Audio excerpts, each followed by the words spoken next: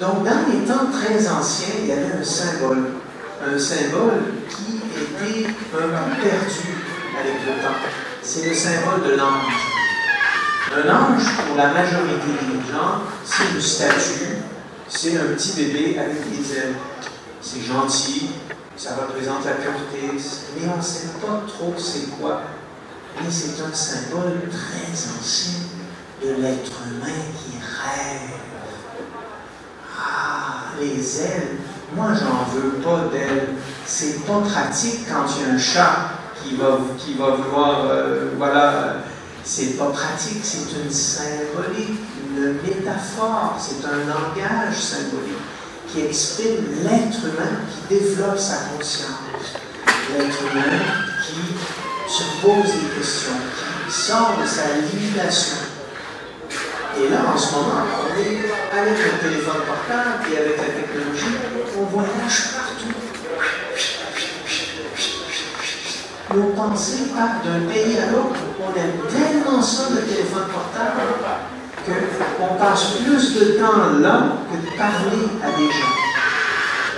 C'est vrai que c'est intéressant, c'est correct, il ne faut pas arrêter non plus. Mais il faut aussi pas exagérer. Parce qu'à un moment donné, il y a de la bonne information, mais il y a aussi de l'information qui est comme la désinformation. Parce qu'elle n'est pas questionnée.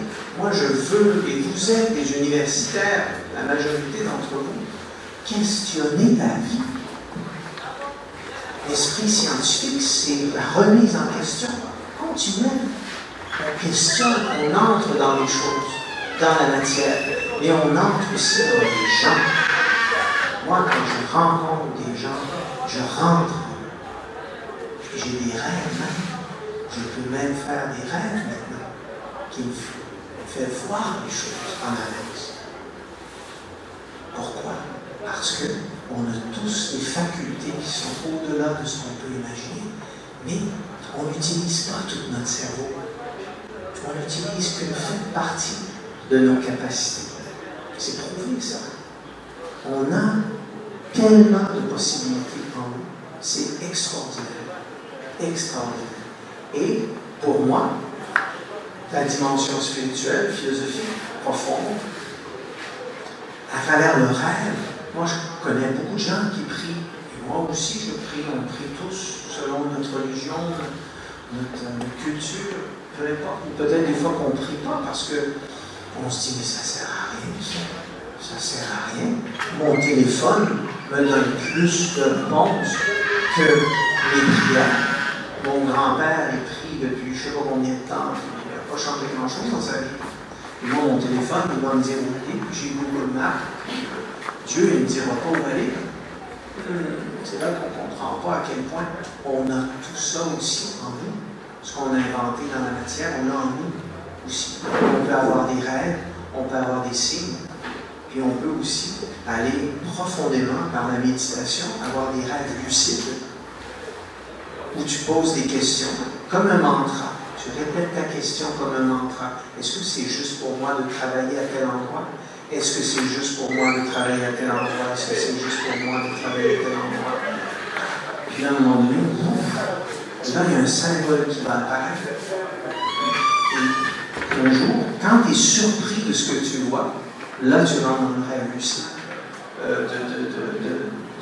D'un ancien, très ancien village pendant plus de 500 ans après l'Inquisition en Espagne.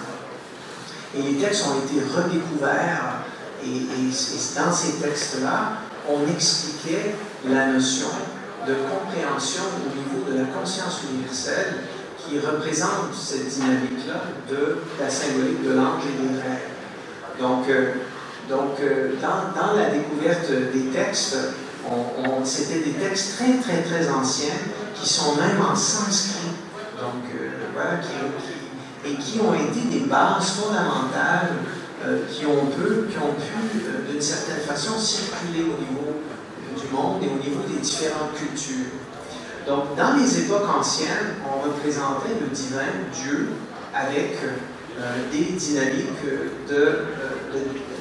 au lieu d'avoir juste un Dieu, on avait des dynamiques de représenter Dieu à travers différentes forces.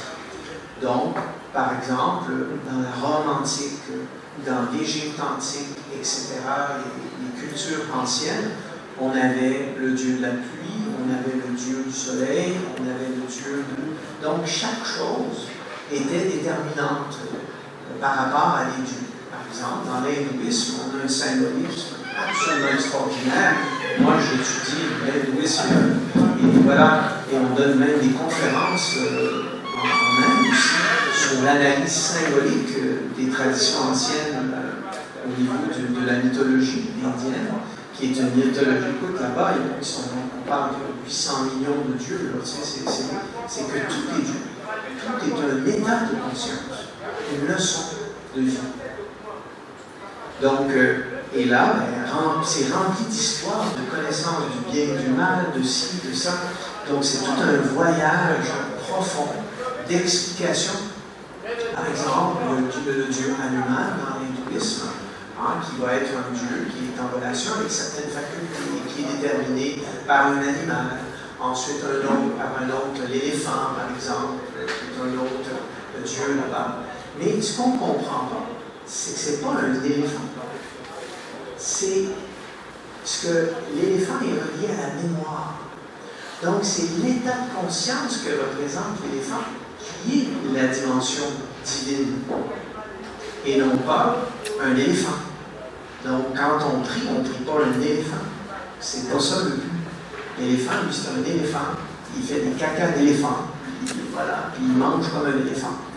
Donc, ça, c'est sa dimension physique. Mais sa dimension, au niveau des qualités, des aspects fondamentaux, du symbole, va être représenté une caractéristique profonde de cet animal-là que la grenouille n'a pas.